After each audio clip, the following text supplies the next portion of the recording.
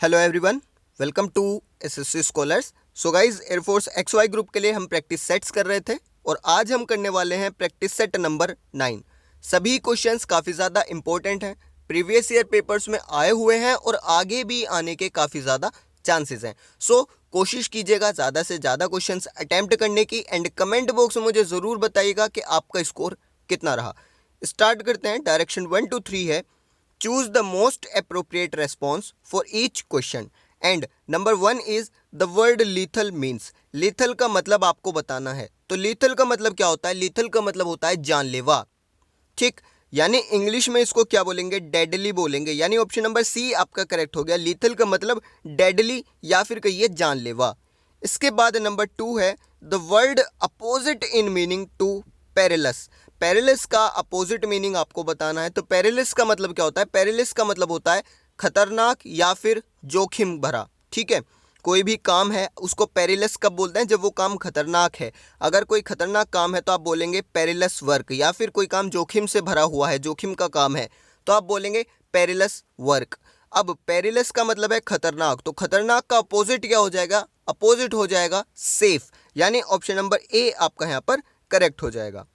इसके बाद नंबर 3 है द वर्ड कोर्स मीन्स। तो कोर्स का मतलब आपको बताना है। कोर्स का मतलब क्या होता है? कोर्स का मतलब होता है मजबूर करना, यानी कि ऑप्शन नंबर बी आपका करेक्ट हो जाएगा, फोर्स करना। देन डायरेक्शन 4 to 5 है give one word for the following words and sentences, यानी one word substitution. And number 4 है आपका अ वॉर ऑफ रिलीजन्स, यानी कि रिलीजन्स का जो युद्ध होता है, ठीक है, धर्म को लेकर जो युद्ध होता है उसको क्या बोलते हैं?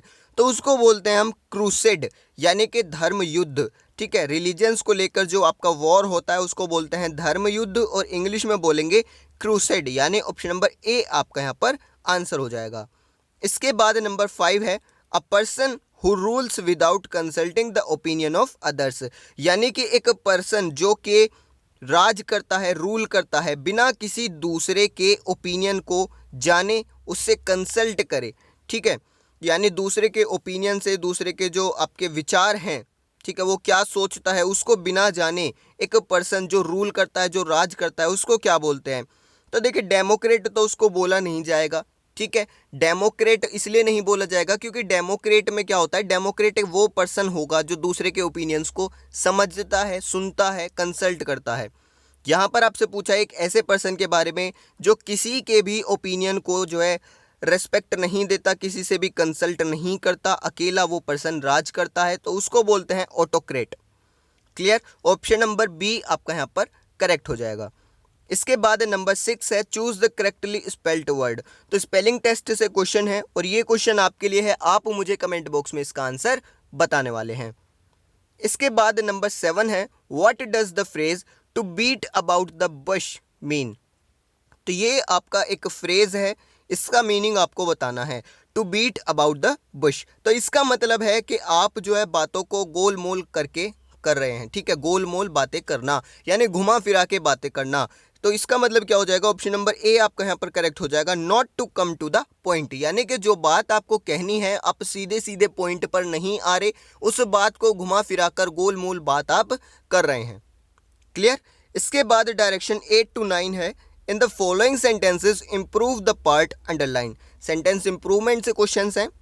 Number 8 is if I were you I would report the matter at once, यानी यदि तुम्हारी जगह मैं होता, ठीक है। इसका जो सेंस है आई वर यू, इसका मतलब क्या निकलता है? यदि तुम्हारी जगह मैं होता तो मैं क्या करता? मैं इस मैटर को लेकर एक ही बार में एट वंस मैं रिपोर्ट कर देता, ठीक है। अब जब भी इस तरीके के सेंटेंस आपको दिए जाएं कि यदि तुम्हारी जगह मैं होता या मेरी जगह तुम होते, तो यहाँ पर क्या है? यहाँ पर देखिए आपका वर आया है, तो हो सकता है आपको ये गलत लगे, बट मैं आपको बता दूं कि इस टाइप के सेंटेंसेस में आपका प्लूरल ही यूज़ किया जाता है, ठीक है। इफ़ आई वर यू, यदि तुम्हारी जगह मैं होता, तो ये बिल्कुल करेक्ट है। यहाँ पर वर का जो यूज़ है वो बिल्कुल करेक्ट है, यानी यहाँ पर किसी भी इम्प्रूवमेंट की ज़रूरत नहीं है। ऑप्शन नंबर डी आपका यहाँ पर करेक्ट हो जाएगा। अब देखिए क्वेश्चन 9 आपका है your hair needs cutting badly. तो ये जो सेंटेंस है इसको आपको इम्प्रूव करना है, अगर इसमें इम्प्रूवमेंट की ज़रूरत है। तो देखिए यहाँ पर आपका ऑप्शन नंबर सी करेक्ट होगा, your hair badly needs cutting. क्यों? क्योंकि देखिए बैडली की जो पोजीशन है वो नीड्स के साथ में ही करेक्ट है, क्योंकि बैडली नीड्स का मतलब होता है बहुत अधिक ज़रूरत होना। ठीक है, यानी तुम्हारे जो बाल हैं उनको कटिंग की बहुत अधिक ज़रूरत है, सेंटेंस का मीनिंग ये निकल रहा है। बट बैडली की जो पोजीशन है वो यहाँ पर करेक्ट नहीं थी, यानी बैडली जहाँ होना चाहिए वहाँ नहीं था। ठीक है, तो आपने क्या किया, बैडली की जो पोजीशन है उसको सही प्लेस कर दिया और आपका सेंटेंस इंप्रूव हो गया। सेंटेंस क्या बना, your hair badly needs cutting. इसके बाद डायरेक्शन 10 to 11 है, choose the correct word to fill in the blank, यानी फिलर से क्वेश्चन बना है। Number 10 is those athletes who did not adhere to the rules of athletics dash deprived of taking part in the championship. यानी कि यहाँ पर आप एक चीज़ देखेंगे, आपको सेंटेंस दिया गया है और जो आपके ऑप्शंस हैं उनमें आपकी हेल्पिंग वर्ब दी गई है, यानी आपको यहाँ पर हेल्पिंग वर्ब फिल करनी है। अब एक चीज़ आप देखिए, सेंटेंस अगर ध्यान से पढ़ेंगे तो यहाँ पर आया है डिड। डिड का मतलब क्या है, आपका सेंटेंस जो है वो पास्ट टेंस का है, पास्ट टेंस का है, यानी इज नहीं आ सकता, हैज़ नहीं आ सकता। ठीक है, ऑप्शन नंबर बी गलत हो गया, सी गलत हो गया, बचते हैं आपके option number A and option number D. तो वॉज आपका है, ये आपका सिंगुलर है और वर आपका प्लूरल है, यानी आपकी जो वर्ब्स हैं अब आपको देखना है सब्जेक्ट के अकॉर्डिंग। अगर आपका सब्जेक्ट सिंगुलर है तो वॉज आ जाएगा, अगर आपका सब्जेक्ट प्लूरल है तो वर आ जाएगा। और अगर मैं सेंटेंस की बात करूं तो यहाँ पर आपका सब्जेक्ट क्या है, यहाँ पर सब्जेक्ट है दोज एथलीट्स। ठीक है, एथलीट्स के बारे में बात की जा रही है। अब ये दोज एथलीट्स सिंगुलर है या प्लूरल है, तो ये एक प्लूरल सब्जेक्ट है, इसीलिए इसके साथ वर्ब भी प्लूरल आएगी, यानी ऑप्शन नंबर डी आपका करेक्ट हो जाएगा, वर। इसके बाद नंबर 11 है Milton was dash than most other poets of England. अब यहाँ पर आप देख सकते हैं कि मिल्टन का जो है वो कंपैरिजन किया जा रहा है इंग्लैंड के काफ़ी सारे अदर पोइट्स से। ठीक है, यानी कहना क्या चाह रहा है कि मिल्टन जो है वो ग्रेट, देखिए ग्रेट को लेकर यहाँ पर बात की गई है, ज़्यादातर ग्रेट से ऑप्शन है, तो यानी मिल्टन जो है वो ग्रेट है इंग्लैंड के काफ़ी सारे अदर पोइट्स से, तो कंपैरिजन हो रहा है। तो एक चीज़ आप ध्यान देंगे कि यहाँ पर जो आपका वर्ड आएगा इस फिलर में वो आपका या तो कंपैरेटिव डिग्री का आएगा या सुपरलेटिव डिग्री का आएगा, क्योंकि कंपैरिजन हो रहा है। ठीक है, पॉजिटिव डिग्री का आपका वर्ड नहीं आएगा, यानी ना तो ग्रेट आ सकता है ना गुड आ सकता है। बचते हैं आपके दो ऑप्शन, या तो आएगा ग्रेटर या फिर आएगा ग्रेटेस्ट। अब आपको देखना है कि सेंटेंस में कंपैरेटिव डिग्री आनी चाहिए या सुपरलेटिव डिग्री। तो मिल्टन का जो कंपैरिजन है वो इंग्लैंड के बाकी मोस्ट अदर पोइट्स से किया जा रहा है कंपैरिजन। ठीक है, अगर यहाँ पर देखिए किसी दूसरे से यानी काफ़ी सारे अदर पोइट्स से जो है कंपैरिजन हो रहा है तो यहाँ पर आपका आएगा कंपैरेटिव डिग्री। ठीक है, अगर यहाँ पर सभी पोइट्स से होता तब आता है यहाँ पर सुपरलेटिव डिग्री। जैसे कि मैं बोलता हूँ गुड, ठीक है, फॉर एग्जाम्पल मैं आपसे बोलता हूँ गुड, तो गुड के बाद गुड का मतलब क्या है, अच्छा होना। उसके बाद आता है बेटर, तो बेटर का मतलब होता है कि काफ़ी सारे अदर लोगों से अच्छा होना। ठीक है, बाकी काफ़ी सारे लोग ऐसे हैं जिनसे आप अच्छे हैं। फिर मैं बोलता हूँ बेस्ट, तो बेस्ट का मतलब है सबसे अच्छा होना। तो यहाँ पर मिल्टन के लिए क्या बोला जा रहा है कि मिल्टन ग्रेट है काफ़ी सारे अदर पोइट्स से, ऐसा नहीं बोला जा रहा कि सभी पोइट्स से। ठीक है, तो काफ़ी सारे अदर पोइट्स से यानी कि कंपैरेटिव डिग्री यहाँ पर आएगी। ऑप्शन नंबर ए आपका करेक्ट हो जाएगा, ग्रेटर। अगर बोलता कि सभी पोइट्स से ग्रेट है तब आता ग्रेटेस्ट। इसके बाद नंबर 12 है द इनडायरेक्ट स्पीच ऑफ, यानी इनडायरेक्ट स्पीच बनानी है और सेंटेंस आपको दिया गया है he said I clean my teeth twice a day. अब आप ऑप्शंस देखेंगे तो यहाँ पर सभी में आपका आया ही said that, he said that, he said that, he said that, तो यानी यहाँ पर तो कोई भी जो है एरर नहीं है। ठीक है, ही सेड दैट को लेकर कोई भी एरर नहीं है, ये आपका इसी तरीके से बनेगा। आगे देखते हैं जो आपका बचा हुआ सेंटेंस है उसके अकॉर्डिंग कहाँ पर एरर हो सकता है। तो देखिए I clean my teeth twice a day, तो यहाँ पर आपका बन जाएगा ही said that he cleans his teeth twice a day, यानी ऑप्शन नंबर बी आपका करेक्ट हो जाएगा। ठीक है, ही आपका आया है, ही आपका एक सिंगुलर सब्जेक्ट है तो क्लीन की जगह क्या हो गया, क्लीन्स हो गया। ठीक है, यूज्ड टू नहीं आएगा क्योंकि यूज्ड टू क्या है, एक आदत के लिए जो आपको थी उसके लिए यूज किया जाता है। अब यहाँ पर आदत थी नहीं, यहाँ पर तो आदत है, तो यूज्ड टू नहीं आ सकता। ऑप्शन नंबर ए की बात करूं तो यहाँ पर क्लीन्ड आ गया, यानी टेंस ही चेंज कर दी इन्होंने, तो ऑप्शन नंबर बी आपका यहाँ पर इसलिए करेक्ट हो जाता है। He said that he cleans his teeth twice a day. इसके बाद नंबर 13 है what is passive form of, तो पैसिव फॉर्म बनानी है और सेंटेंस आपका है we hope that we shall win the match. अब यहाँ पर पैसिव बनाना है तो क्या करना होगा आपको, पैसिव के लिए जो आपका ऑब्जेक्ट है उसको सब्जेक्ट बनाइए और सब्जेक्ट को ऑब्जेक्ट बना दीजिए और बीच का जो पार्ट्स है उनको भी आप यहाँ पर अरेंज कर लीजिए। तो देखिए फर्स्ट है आपका ऑप्शन नंबर ए है the match is hoped to be won, तो ये आपका गलत हो जाएगा क्योंकि यहाँ पर तो बोला ही नहीं गया। ठीक है, कैसी हमें होप क्या है कि हम मैच जीतेंगे, बट यहाँ पर हमारे लिए तो कोई बात की ही नहीं गई है। ठीक है, वी जो आपका है, जो आपका सब्जेक्ट है वो तो यहाँ पर गायब ही कर दिया, ना यहाँ पर बाय आया है। उसी तरीके से बी ऑप्शन में भी यहाँ पर ना तो बाय आया है और ना आपके सब्जेक्ट को ऑब्जेक्ट बनाया गया है, तो दोनों ऑप्शंस आपके गलत हो गए। इसके बाद ऑप्शन नंबर सी देखिए it is hoped that the match will be won by us, तो ये ऑप्शन आपका बिल्कुल करेक्ट हो जाएगा, यानी कि ऐसा होप किया जा रहा था कि हम मैच जीतेंगे या मैच हमारे द्वारा जीता जाएगा, तो ये जो आपका ऑप्शन है ये बिल्कुल करेक्ट होगा। ऑप्शन नंबर सी आपका यहाँ पर आंसर हो जाएगा। इसके बाद अगर आप डी ऑप्शन पर भी जाते हैं तो यहाँ पर देखिए विनिंग आ गया, विनिंग से सेंटेंस स्टार्ट हो रहा है, तो ये वैसे ही आपका गलत हो गया। इसके बाद नंबर 14 है identify the synonym of the given word, synonym बताना है और आपका वर्ड है मैस्केर। तो मैस्केर का मतलब क्या होता है, मैस्केर का मतलब होता है नरसंहार या फिर कहिए हत्याकांड या फिर कत्लेआम। आपने जलियांवाला बाग सुना होगा, जलियांवाला बाग इंसिडेंट, तो उसको बोलते हैं जलियांवाला बाग मैस्केर, यानी कि जलियांवाला बाग हत्याकांड।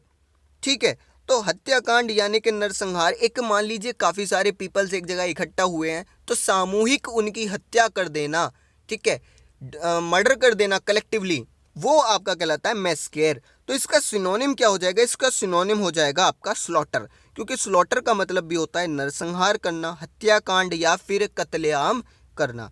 ठीक है, यानी ऑप्शन नंबर बी आपका करेक्ट हो जाएगा। इसके बाद डायरेक्शन 15 to 16 है choose the correct one word substitute. Number 15 है a decision taken by votes of all, यानी कि एक निर्णय जो कि सभी की वोट्स के बाद लिया जाता है। ठीक है, सभी की वोट्स के द्वारा लिया जाता है, तो उसको क्या बोलते हैं, तो आप बहुत ही अच्छे से जानते हैं, इसको बोलते हैं डेमोक्रेसी, यानी ऑप्शन नंबर बी आपका यहाँ पर करेक्ट हो जाएगा। इसके बाद नंबर 16 देखिए identify the correct choice. 8 scientists have dash the national awards for outstanding contribution and dedication to the profession. तो यहाँ पर क्या बात की जा रही है, देखिए बेस्टोड, बैग्ड, पिक्ड, कन्फर्ड, ये आपके ऑप्शंस हैं। तो यानी सेंस अगर मैं अंदाज़ा लगाऊं तो ये निकलता है कि 8 साइंटिस्ट्स ऐसे हैं जिन्होंने नेशनल अवार्ड्स जीते हैं, किस चीज़ के लिए, अपनी आउटस्टैंडिंग कंट्रीब्यूशन के लिए और डेडिकेशन के लिए जो वो अपने प्रोफेशन को दे रहे हैं। तो जीता, ठीक है, अवार्ड्स को जीता जाता है। ठीक, पिक का मतलब क्या होता है, उठाना, तो अवार्ड्स को पिक नहीं किया जाता, ठीक है, उठाया नहीं जाता, अवार्ड्स को जीता जाता है। और जीतने की इंग्लिश क्या हो जाएगी, जीतने की इंग्लिश हो जाएगी आपका बैग्ड, यानी ऑप्शन नंबर सी आपका करेक्ट हो जाएगा। 8 scientists have bagged the national awards, यानी कि 8 साइंटिस्ट्स ने नेशनल अवार्ड्स जीते हैं। क्लियर। इसके बाद डायरेक्शन 17 to 18 है change the following verb into noun. तो आपको जो है वर्ब दी गई हैं और इनको नाउन में आपको बदलना है। नंबर 17 है सक्सीड। तो सक्सीड एक वर्ब है और इसका नाउन फॉर्म आपको बताना है। ठीक है, बेसिकली ये वर्ड फॉर्मेशन से आपका क्वेश्चन है। तो सक्सीड का नाउन क्या होगा, देखिए आपको क्या करना है, ये जो आपके ऑप्शंस हैं इनको आप किसी ना किसी वर्ड के साथ जोड़ दीजिए और वहाँ पर देखिए कि आपको जो है किस चीज़ का जवाब मिल रहा है। मैंने आपको पिछले वीडियोस में बताया था कि नाउन कैसे पहचानना है, किसी भी वर्ड के साथ मैच कीजिए और अगर वहाँ पर आपको क्या का जवाब मिलता है तो वो आपकी नाउन कहलाएगा और अगर कैसे का जवाब मिलता है तो वो आपका एडजेक्टिव होगा। क्लियर। तो वर्ब आपको दी गई है सक्सीड। अगर मैं बात करता हूँ सक्सेसफुल, तो किसी पर्सन को जब आप सक्सेसफुल बोलते हैं यानी सक्सेसफुल पर्सन, तो वो जो पर्सन है वो कैसा है, सक्सेसफुल है। ठीक है, कैसे का जवाब मिला, तो ये तो आपका एडजेक्टिव हो गया, ऑप्शन नंबर ए गलत। इसके बाद ये है सक्सीडिंग, तो ये वर्ब की आईएनजी फॉर्म है, ये भी गलत। इसके बाद आता है आपका ऑप्शन नंबर सी सक्सेस। ठीक है, तो मैं कहता हूं कि मुझे सक्सेस मिली है, ठीक है, आई अचीव सक्सेस, तो मैंने क्या अचीव किया, सक्सेस अचीव की, क्या का जवाब मिला, तो ये ही है आपकी नाउन, यानी ऑप्शन नंबर सी आपका यहां पर करेक्ट हो जाएगा। सक्सीड का नाउन क्या बनेगा, सक्सेस बनेगा। देखिए, और ज़्यादा जानने के लिए आप हमारा interchange of parts of speech का वीडियो देख सकते हैं, उसमें मैंने आपको ये ट्रांसफॉर्मेशन करना बताया है, वर्ड फॉर्मेशन के, वहाँ पे काफ़ी सारे एग्जाम्पल्स आपको दिए हैं। अदरवाइज आप सिर्फ इतना याद रखिए कि नाउन आपका क्या का जवाब देता है और एडजेक्टिव कैसे का जवाब देता है। ठीक है, इसके बाद है आपका अप्रूव। तो अप्रूव के लिए आपको देखना है, इसका नाउन बनानी है, तो सबसे पहले ऑप्शन है आपका अप्रूविंग, तो ये आपकी वर्ब की आईएनजी फॉर्म है, यानी वर्ब की फोर्थ फॉर्म है, ये आपका नाउन नहीं है। इसके बाद ऑप्शन नंबर बी है अप्रूवल, तो किसी के साथ जोड़ दीजिए। मान लीजिए मैं कहता हूं कि मेरे प्रोजेक्ट को अप्रूवल मिल गया, ठीक है, आपका कोई कंस्ट्रक्शन का वर्क चल रहा है तो उसको अप्रूवल मिल गया, तो क्या मिल गया, अप्रूवल मिल गया। किस चीज़ का जवाब मिला, क्या का, तो यही है आपका correct answer, option number B approval. Clear, काफ़ी ज़्यादा इजी है, अगर आप मेरे तरीके से चलते हैं तो बहुत ही आसानी से आप इस एग्ज़ाम को क्रैक कर पाएंगे। इसके बाद देखिए क्वेश्चन है आपका direction 19 to 20, transform affirmative sentences into negative sentences. तो ये आपका ट्रांसफॉर्मेशन से क्वेश्चन है और ज़्यादा बार ये नहीं देखा गया एग्जाम्स में, बट काफ़ी बार जो है ये आ जाता है। ठीक है, एग्जामिनर के ऊपर डिपेंड करता है, क्योंकि ये सिलेबस में है तो हम इसको स्किप नहीं कर सकते। आपको क्या करना है, एफर्मेटिव सेंटेंस आपको दिए गए, यानी सिंपल सेंटेंस, पॉजिटिव सेंटेंस आपको दिया गया है और आपको उसे बदलना है नेगेटिव सेंटेंस में, बट ध्यान रहे कि मीनिंग चेंज नहीं होना चाहिए। क्लियर, 19 है दैट इज इम्पॉसिबल, यानी कि दैट इज इम्पॉसिबल, वो पॉसिबल नहीं है। क्लियर, आपका ऑप्शन नंबर डी यहां पर करेक्ट हो जाएगा, दैट इज नॉट पॉसिबल। ये आपका एक, देखिए दोनों में बात एक ही की जा रही है। ठीक है, और अगर मैं क्वेश्चन की बात करूं और ऑप्शन नंबर डी की बात करूं, दोनों में जो मीनिंग निकलेगा वो सेम निकलेगा, बट ये आपका एक पॉजिटिव सेंटेंस है, एक अफर्मेटिव सेंटेंस है, और ये है आपका नेगेटिव सेंटेंस। तो एक चीज़ आप ध्यान दीजिएगा, पॉसिबल के साथ में यहाँ पर नथिंग कोई सेंस नहीं देगा, नो कोई सेंस नहीं देगा और हार्डली भी नहीं देगा। इवन हार्डली तो मीनिंग ही चेंज कर देगा। हार्डली का मतलब क्या होता है, मुश्किल से, तो यानी कि यहाँ पर क्या कहना चाह रहा है कि ये जो है मुश्किल से पॉसिबल है, बट हमारा सेंटेंस क्या बोल रहा है कि ये पॉसिबल है ही नहीं, दैट इज इम्पॉसिबल, वह इम्पॉसिबल है, तो यानी वह पॉसिबल नहीं है। इसके बाद नंबर 20 है ही इज ऑलवेज केयरफुल, यानी कि वह हमेशा केयरफुल है। ठीक है, हमेशा केयरफुल है, तो इसका जब आप नेगेटिव बनाएंगे तो देखिए नेगेटिव किस तरीके से बनेगा, ऑलवेज का जब आप नेगेटिव बनाएंगे तो ये बन जाएगा नेवर, यानी नेवर का मतलब कभी नहीं, ऑलवेज का मतलब हमेशा, नेवर का मतलब कभी नहीं। केयरफुल, तो केयरफुल का उल्टा आपको बनाना होगा, केयरफुल का उल्टा क्या हो जाएगा, केयरलेस, यानी ऑप्शन नंबर सी आपका करेक्ट हो जाएगा, ही इज नेवर केयरलेस, यानी कि वह कभी भी केयरलेस नहीं है। ठीक है, वह बहुत ही ज़्यादा हमेशा केयरफुल है, या फिर कहिए वह कभी भी केयरलेस नहीं है, मीनिंग दोनों का एक ही निकलता है। तो ये जो आपके 19 और 20 क्वेश्चंस हैं, इनको आप ज़्यादा ध्यान दीजिए, क्योंकि मुझे ऐसा लगता है कि स्टूडेंट्स इसको ज़्यादा प्रैक्टिस नहीं करते, और अगर एग्ज़ाम में ये आ जाए तो आपको प्रॉब्लम वहाँ पर हो सकती है।